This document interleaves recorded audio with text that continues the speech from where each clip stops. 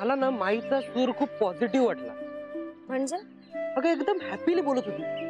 Mood खूपच चांगला होता तिचा. मी ना आता तिला सरळ जाऊन सांगणार आहे, माँ यही वो लड़की है जिससे मैं प्यार करता हूँ, इसे अपनी बहू बना लो माँ.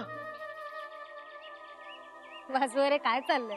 कोणी बघितलं म्हणजे? अरे देखने दो, अब मुझे किसी की परवाह नहीं. अब वो दिन दूर नहीं जब मैं ब्याह के डोली में बिठा के तुमको लेके जाऊंगा. बरं, पण डोली वगैरे काही नाही. आपण साधं कोर्ट मॅरेज करणार आहोत. Court marriage? अरे माझा बाबा जगाला अक्कल शिकवतो की लग्न कर्मकांड असं काही करू नये, साधं कोर्ट मॅरेज करावं. आणि त्यानेच जर माझं लग्न असं वैदिक पद्धतीने लावून दिलं ना, लोक मोर्चा वगैरे काढतील आमच्या घरी. मला काय वाटतं ना वासू, लग्नाचा सोहळा करण्यापेक्षा ना ते आपण आपापल्याच साजरा करू, कोर्ट मॅरेजच करू. पण आशीर्वाद हवेत ना आपल्याला. अरे मग ते काय कोर्ट मॅरेज केल्यामुळे मिळणार नाहीयेत का वासू? त्यापेक्षा ना आपण ते पैसे वाचवूया आणि आपल्याच भविष्यासाठी सेव्ह करूया किंवा दान करूया वासू. म्हणजे मराठवाड्यातल्या शेतकऱ्यांना, अनाथ आश्रमांना त्यांचे किती भरभरून आशीर्वाद लागतील अरे आपल्याला. मला पटलंय तुझं म्हणणं.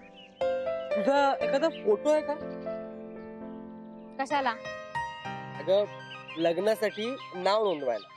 पण तो तर कधी काढू शकतो ना. चल मग लगेच. नाही तू तुझ्या घरच्यांशी बोलून घेणार आहे एकदा. 1 महिना अजून बोलतो मी त्यांच्याशी, पण आपण आधी नाव नोंदवूयात आज. वासू पण तुझ्या घरी मी करतो काहीतरी मॅनेज. वासू पण चांगल्या मार्गाने. अगं पण लग्नात कसला आलाय वाम मार्ग?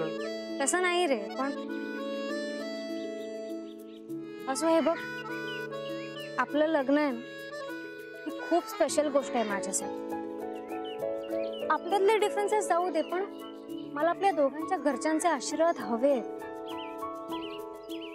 आपलं लग्न आहे ना, या 2 खूप वेगळ्या घरांमधला एक खूप महत्वाचा ब्रिज आहे. आणि हा ब्रिज आपण खूप खरेपणाने आणि चांगल्या मार्गाने बांधलो. हे लग्न आहे ना वासू, खूप पवित्र गोष्ट असते. आपण चांगल्या मार्गाने आपल्या लग्नाचं पावित्र्य जपूया. म्हणजे काय? म्हणजे आपल्या लग्नात कसलाही खोटेपणा किंवा कसलाही चुकीचा मार्ग नको.